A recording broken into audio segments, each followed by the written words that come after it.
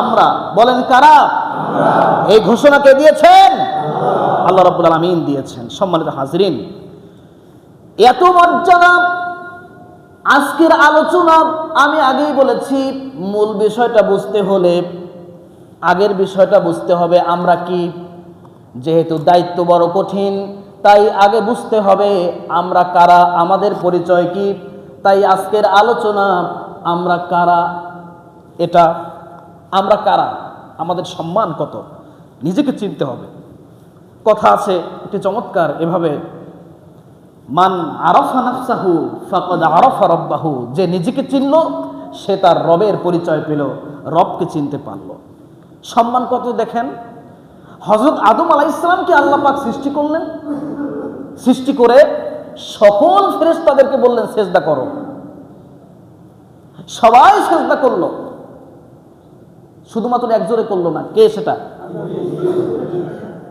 সেজদা করা, সেজদা না করার কারণে কি হয়েছে? শয়তান হয়েছে। কি হয়েছে বলেন? শয়তান হয়েছে।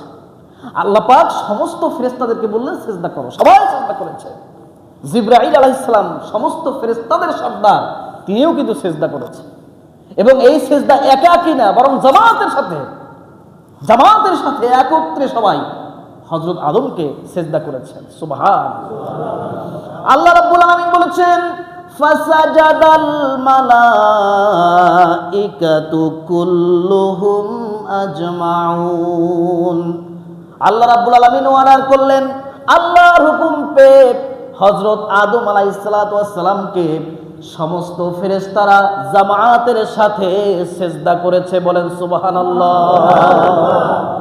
সম্মান মর্যাদা কাকে বলে? সুতরাং মানুষ যদি সম্মানিত হয়, আল্লাহ পাক ফেরেশতাদের চাইতেও বেশি সম্মান আর মর্যাদা দিয়ে দেন। বলেন সুবহানাল্লাহ। হযরত আদম আলাইহিস সালামের সম্মান এরকম, আমরা আদমের সন্তান, আমাদের পিতার সন্তান, আমাদের আদি পিতাকে আল্লাহ এত সম্মান দিয়েছেন, আমাদেরকেও আল্লাহ রাব্বুল আলামিন সম্মান থেকে বঞ্চিত করেন নাই। নিজেকে চিনুন, নিজেকে জানুন। আল্লাহ পাক বলেছেন, ওয়ালাকাদ কাররামনা বানি আদম ওয়া হামালনাহুম ফিল বাররি ওয়াল বাহর ওয়া রাযাকনাহুম মিনাত তাইয়্যিবাতি ওয়া ফাদ্দালনাহুম আলাল আলামিন। আল্লাহ রাব্বুল আলামিন বলেছেন, আমি বনি আদমকে, আদমের সন্তানদেরকে সম্মানিত করেছি, তাদেরকে চলাচলের জন্য সওয়ার বানিয়ে দিয়েছি, তাদেরকে ভালো ভালো রিজিক দান করেছি, আর বহু সৃষ্টির মধ্যে তাদেরকে সম্মানিত করেছি। বলেন সুবহানাল্লাহ। আদমের সন্তানদেরকে আল্লাহ পাক সম্মান দিয়েছেন, দিয়েছেন মর্যাদা। কত সম্মান দেখেন আপনি। একজন মুমিন, একজন প্রকৃত মুসলিম যখন মারা যাবে, ফেরেশতা চলে আসবে। আপনাদের জীবনে এখন পর্যন্ত কোনো সময় ফেরেশতাদের সাথে সাক্ষাৎ হয়েছে? কিন্তু জীবনে একবার হবে, সেদিন আর পৃথিবীতে। বুঝতে পেরেছেন কথাটা? জীবনে একবার প্রত্যেকটা মানুষের সাথে ফেরেশতাদের সাক্ষাৎ হবে। সেই ফেরেশতার নাম কি? মালাকুল মউত। সেই ফেরেশতার নাম কি? মালাকুল মউত। মুমিন মুসলমানের কাছে যখন ফেরেশতা আসবে রূহটা বের করার জন্য, আইসে প্রথমে কি দেবে? সুবহানাল্লাহ পড়বেন না? সম্মান কাকে বলে, মর্যাদা কাকে বলে দেখুন, খেয়াল করুন। আল্লাহ রাব্বুল আলামিন বলেছেন, আল্লাযীনা তাতাওয়াফাহুমুল মালাইকাতু তাইয়্যিবিনা ইয়াকুলুনা সালামুন আলাইকুম। আল্লাহ পাক বলেন, পবিত্র আত্মাগুলি কি, মুত্তাকিদের আত্মাগুলি কি, যখন মালাকুল মউত বের করার জন্য চলে যাবেন, তখন তারা যেই বলবেন, তোমাদের প্রতি শান্তি বর্ষিত হোক, তোমাদের প্রতি সালাম। বলেন সুবহানাল্লাহ। হযরতে মূসা নবী, আপনারা জানেন, খুব মেজাজ খারাপ ছিল, উল্টাপাল্টা দেখতেই পারতো না। কিছু মানুষ আছেন এরকম সমাজে, উল্টাপাল্টা দেখলে মেজাজ খারাপ। মুসা আলাইহিস সালাম এরকম মানুষ ছিলেন। আজরাইল আলাইহিস সালাম এসছে মানুষের সুরতে হযরত মুসা রূহ কবজ করার জন্য, কিন্তু সালাম দিয়ে ঢোকে নাই।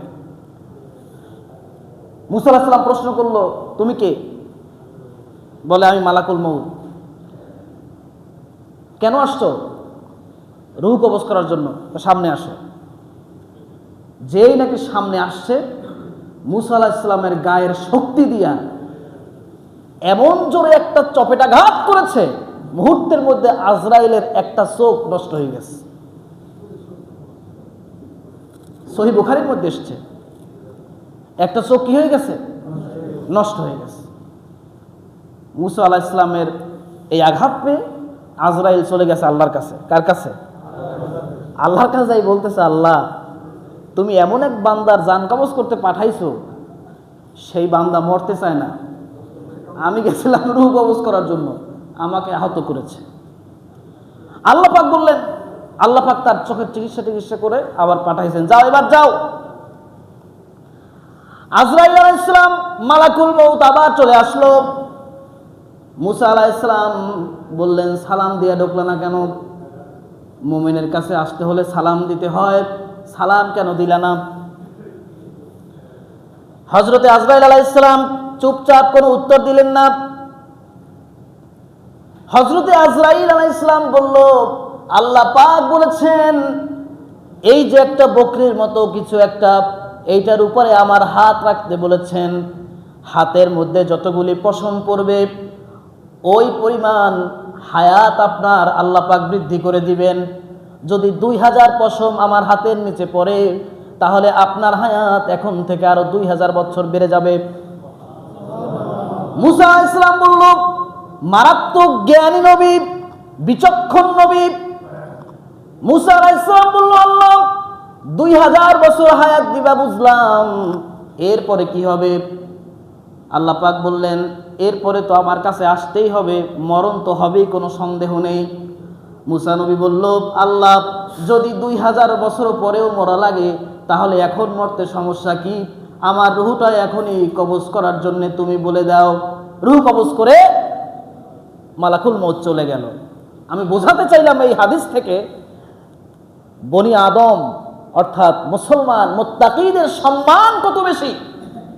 ফেরেশতারা আসলে কি করবে? সালাম দিয়ে ঢুকতে হবে। ঘরের মধ্যে ঢুকেই রূহ কবজ করতে পারবে না, আগে সালাম দেবে, আসসালামু আলাইকুম, এরপরে রূহটা কবজ করবে। এ হচ্ছে সম্মান, এ হচ্ছে মর্যাদা। পড়ি আলহামদুলিল্লাহ।